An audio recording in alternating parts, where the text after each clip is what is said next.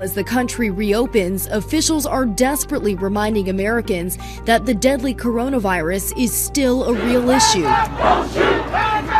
June is a really sort of pivotal moment because before this month, we were sort of seeing decreases taking place across the country. Now, if you look at a map of cases, you see completely lighting up.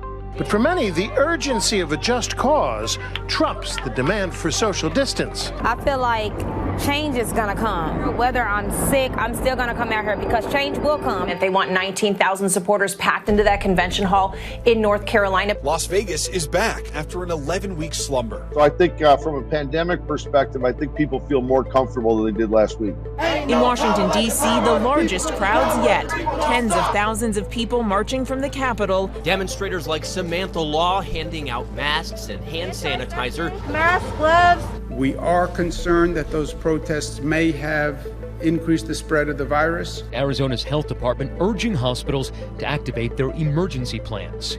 More than 5,000 new cases since June 1st. The number of coronavirus cases in the U.S. passed the 2 million mark overnight. Among them are some National Guard members who were deployed during the recent protests. The issue of physical separation is important. Masks can help, but it's masks plus physical separation. And when you get congregations like we saw with the demonstrations, that's taking a risk. Since Memorial Day, Texas has seen a 36% increase in COVID-related hospitalizations. We may be approaching the precipice of a disaster. Everyone registering for tickets will see a message that says, quote, by attending the rally, you and any guests voluntarily assume all risks. Rally cries echoing loud throughout the city of Atlanta.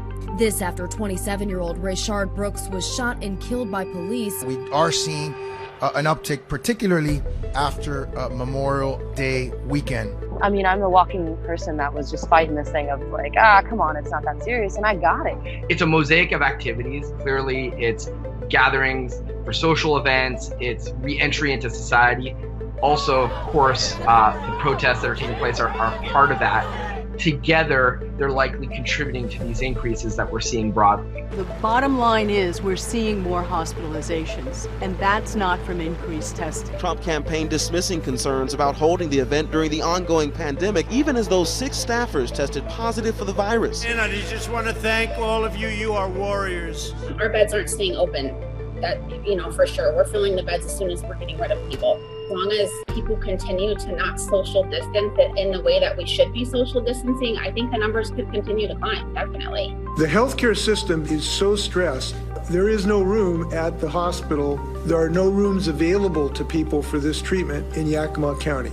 Governors from New York, New Jersey, and Connecticut requiring visitors from hotspots to quarantine for 2 weeks to help curb outbreaks. Out-of-state visitors keep coming to the beach. Nobody's wearing a mask. I haven't seen a glove. I haven't seen any attempts to protect anybody from anything. I think people just don't care anymore, honestly. I really don't. The European Union assembling a list of countries, including the U.S., whose citizens will be banned from non-essential travel due to high infection rates. We have to use basic public health interventions, and mask wearing has been shown to be effective. We know that that is a challenge for people, but at the same time, it's an implementable intervention that people can do, and it should be a broad recommendation across the country. We want people to not get so tired of this pandemic that sort of essentially everything falls apart. But these small tweaks like mask wearing can actually have real impact on population health. This is not even close to being over. The worst is yet to come.